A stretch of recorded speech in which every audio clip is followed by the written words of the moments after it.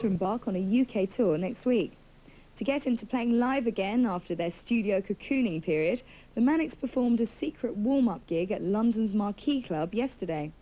Being known for their despise of London, we asked the South Wales-based Preachers why they decided to warm up at the Marquee, which, as you'll see, was completely sold out. Early on in our career, we did, two really good concerts at the Marquee, and we don't really enjoy playing London that much because it's a very cool and sort of withdrawn audience usually, so we wanted to do a smaller gig where it could be a little bit exciting. Coming from a provincial town like the Marquee is one place you always hear about when you're young. It's the one venue in London you know, so it's always good for us to play something like this, I think.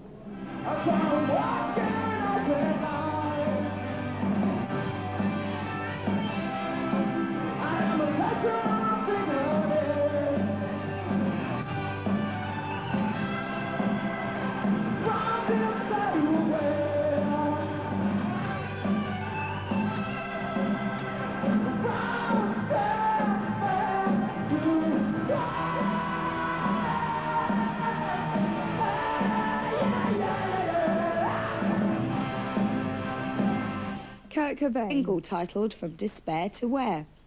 The band grew up together in a small provincial town in Wales and have developed their own form of glam and homoeroticism and a reputation for fired live performances, which is where we spoke to them recently at a secret gig in London about life, art and a manic future.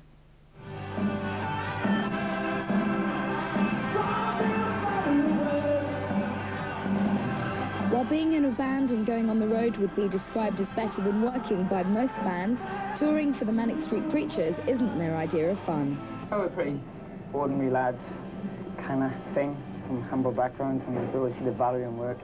And that's the one redeeming factor in going on the road. You feel like you've actually got a job.